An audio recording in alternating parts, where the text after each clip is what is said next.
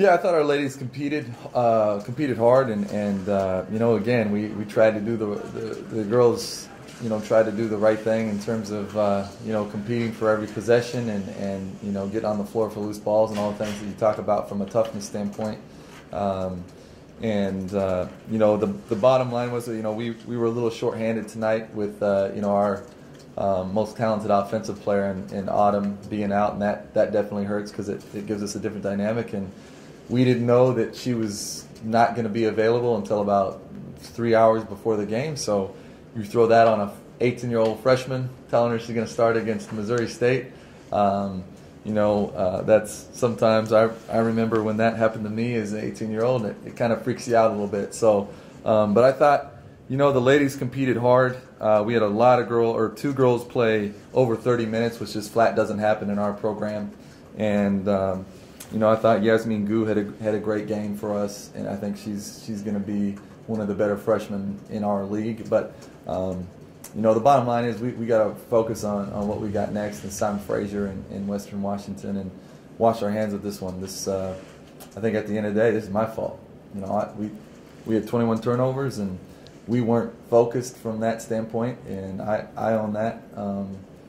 I think we got to be honest with ourselves and look at what we need to do better in the future if we're going to be talking about championships and things like that, and that starts with me. So this one's on me.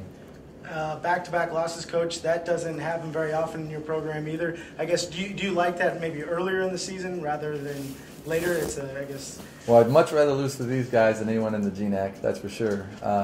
I think these were very good learning experiences. I mean, these two teams would be competing for a championship in our league for sure. I mean, if I were to recruit someone from Portland or recruit against those two schools, we're not winning that battle very many times. I've seen some of these travel parties that they're coming in on buses, and we're pulling up to the gyms in minivans. It's a little different. Those schools, I think. Just have bigger budgets and it is what it is. But, it doesn't happen often. I know that our ladies are really disappointed as well. But I think it gives us an opportunity to learn and hopefully we have a better product next week. And you're getting there pretty close early in the fourth, and I know you kind of got a little animated on the sideline. I guess maybe what was your biggest frustration today? Just once we get the mo, we'd do something to shoot ourselves in the foot. We just couldn't put 2 and 3 plays together.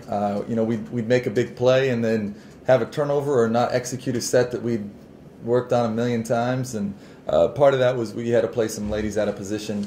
Part of it was just lack of focus. And like I said before, I mean, if we're not focused and we're not coming out, prepared in that sense, that's my fault. And I own that 100%. As far as like a bright spot for you, you said obviously a freshman stepping in. Just talk about the depth of that.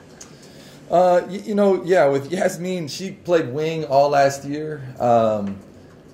She's learning the point guard position as we speak right now, and she's given us really, really solid minutes there. I think if there's a bright spot, we have a very deep point guard position. I can throw 2 starting level point guards out onto the floor, and then tonight was the second time, but the first time we've really leaned on those two to produce at the same time with Kiki and Yasmin on the floor at the same time. So that definitely gave us a look, and I think defensively that makes us pretty tough.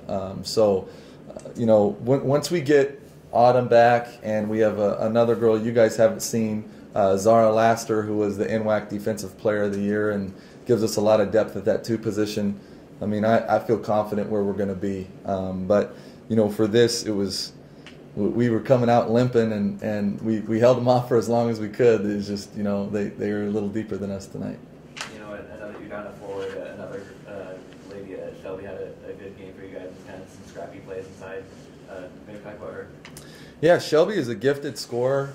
Started out, in high school, she was the Idaho State Player of the Year. We're fortunate to have her. She's had a good career. And I think as she learns our defensive system, she can make so many plays from just natural athleticism that once she fully grasps the system and plays with confidence all the time, she's an all league type player for our level.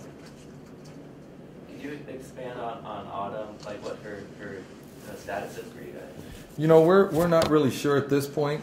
She was good to go as a shoot around, and then after shoot around, I found out she had a sprained wrist. So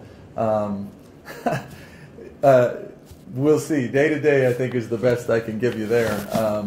You know, we're hopeful that she can be back for next week, but if not, you know, it's my job to make sure that we're prepared in that area and that everyone's on the same page where we have a full playbook that we can go to from an offensive standpoint.